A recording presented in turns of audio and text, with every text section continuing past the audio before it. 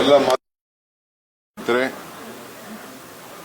ನಾಡಿನ ಜನತೆಗೆ 7.5 ಕೋಟಿ ಜನತೆಗೆ ಮತ್ತು ಭಾರತದ ಎಲ್ಲ ನಾಗರಿಕರಿಗೆ ಈ ಶುಭ ಸಂದರ್ಭದಲ್ಲಿ ತಮ್ಮ ಮುಖಾಂತರ ನಾನು ಹೃದಯಪೂರ್ವಕವಾದಂಥ ಶುಭಾಶಯನ ತಲುಪಿಸ್ತಾ ಇದ್ದೇನೆ.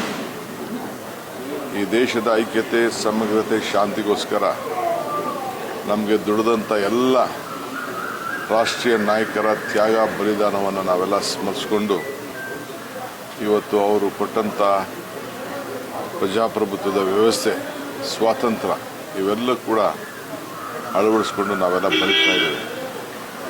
ಇಂದಿನ ಸಂದರ್ಭದಲ್ಲಿ ಪ್ರಪ್ರಥಮವಾಗಿ ನಾನು ಈ ರಾಜ್ಯದ ಮುಖ್ಯಮಂತ್ರಿಯಾಗಿ, ಜನರ ಒಬ್ಬ ಸೇವಕನಾಗಿ ಇವತ್ತು ಈ ರಾಷ್ಟ್ರಧ್ವಜವನ್ನು ರಾಜ್ಯದ ಜನತೆಯ ಪರವಾಗಿ ಆಚರಿಸಲು ಸಿಕ್ಕಿರೋದು ನಮ್ಮೆಲ್ಲರ ಭಾಗ್ಯ.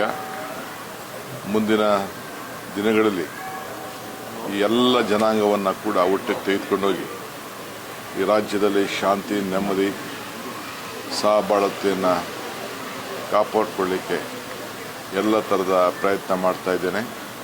ನೀವೆಲ್ಲರೂ ಕೂಡ ಪುಟಾಣಿ ಮಕ್ಕಳಿಂದ ಹಿಡಿದು ಹಿರಿಯರವರು ಕೂಡ, ಮಠಾಧೀಶರಿಂದ ಹಿಡಿದು ಎಲ್ಲ ಅಧಿಕಾರಿಗಳು, ನಮ್ಮ ರಕ್ಷಣೆಯನ್ನು ಮಾಡ್ತಾ ಇರೋಂಥ ಎಲ್ಲ ನನ್ನ ಸೈನಿಕ ಬಂಧುಗಳು, ಕಾರ್ಮಿಕರು, ರೈತರು, ಎಲ್ಲ ವರ್ಗದವರು ಕೂಡ ಈ ಸಂಭ್ರಮವನ್ನು ಆಚರಣೆ ಮಾಡಿ ಈ ದೇಶಕ್ಕೆ ಶಾಂತಿಯನ್ನು ಮೂಡಿಸಬೇಕು ಅಂತೇಳಿ ನಾನು ಪ್ರಾರ್ಥನೆ ಮಾಡ್ತಾ ಇದ್ದೀನಿ. ಜೈ ಹಿಂದ್, ಜೈ ಕರ್ನಾಟಕ.